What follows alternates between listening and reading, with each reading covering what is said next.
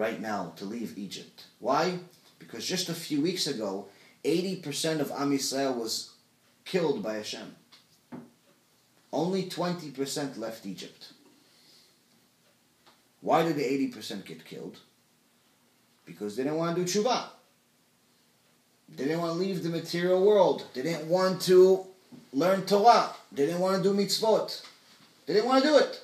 So I said, okay, if you don't want to do it, you have no purpose in the world. At least the goyim, they have a purpose. Some of them have a purpose to help the Jews. Some have a purpose of going against the Jews. So I'm not going to kill them. Whether they're from Greece, or they're from Rome, or they're from America, or they're from all over the world. I don't have to kill them because they're not doing Torah. They're not obligated by the same level of Torah as you are. But you are a Jew. You are obligated to follow it. You have no choice. It's not free choice like people think. It's choice. You do it, you get a reward.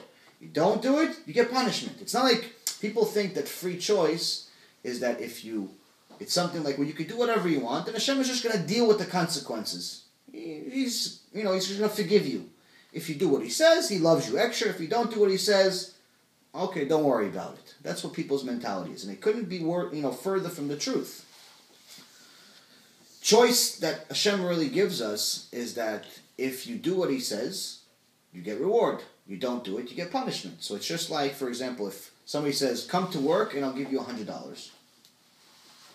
But if you don't come to work, I'm going to send my hitman, they're going to beat you up all day. That's the choice that we really have. It's reward or punishment. There's no nothing. There's no if you don't come to work, you get nothing. You could just take the day off. So Am Yisrael here is very, very upset because only 20% survived. As a matter of fact, some of the sages say that only 1 out of 500 actually left Egypt, meaning 0.5%. Not even 0.1%. 1% of 1,000 is 10, so I guess 2 out of 1,000 actually left Egypt. One midrash I actually read. Where is it? Here it is. Some of this in Me'am Loez.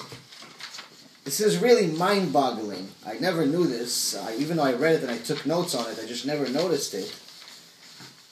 Or remembered it. Is that it's actually one sage. There's a couple of sages in Mechilta and different midrashim that say it wasn't 1 out of 5. 1 out of 5. It wasn't 1 out of 500. It was 1 out of 500,000 survived. So you're talking about 1 out of 500,000. Just too little. That pretty much means that Hashem nearly annihilated the entire nation. Why? They didn't want to do tshuva. So the estimate that they have here is that if the number of Jews that left Egypt was 3 million, which is the lowest estimate there is, the number is probably much higher. The original number that was in Egypt was somewhere around 300 million Jews. Obviously, this is a much larger number than the Jews that are available today. Some numbers are even higher than that. But nonetheless, when the Jews left Egypt, we found out something very, very important about God. He's not kidding. He's not kidding. He's not like mankind where he says do something, you don't do it. He says, okay, you know what, no big deal. We talked about the last time I was here, when he constantly mentions in the last few parashot and in this parasha again, Ani HaShem. I am God. When he says I am God, he means I am God, that I keep my word. I don't change my mind. I'm not like mankind where I say one thing one day and I change my mind the next day.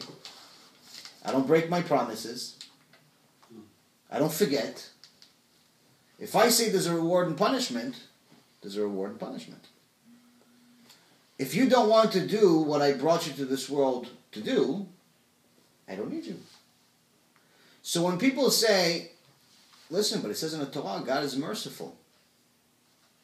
How is he merciful if he killed, according to this sage, 499,999 Jews out of every 500,000 and only let one survive? How is that mercy? Now, on one end, you can see, no, wait a minute, chas v'shalom, maybe that's not mercy. But in reality, it is mercy.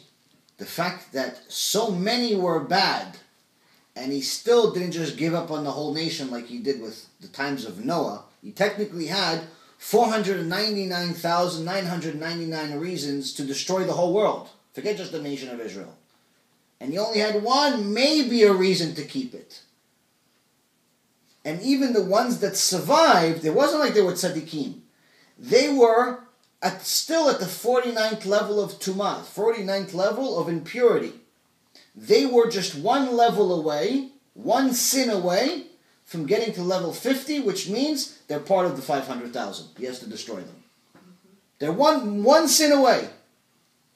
So even the ones that are left are not exactly in good shape. So technically, he had all the reasons, chas v'shalom, to destroy everything. So the mercy in that time, you see, is that he didn't destroy it. Where's the mercy in our time? It's even more today than it was back then. Because number one, Jews are not exactly all doing everything he says around the world. Many of us are not.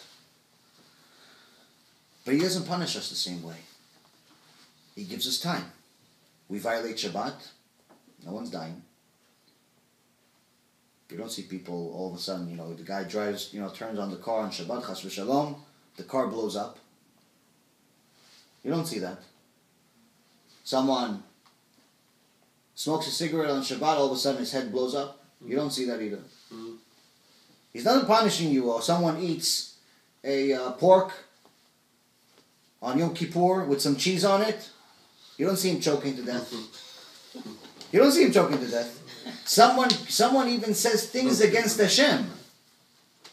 Lightning doesn't strike him. He gives him more time. More time to eventually wake up, because this is the last chance. There's no second chance. This was the first chance here in Egypt. That's why the punishment came right away. Here he's giving us more time. He even has more mercy on us now, because this is the last chance. The Mashiach is around the corner.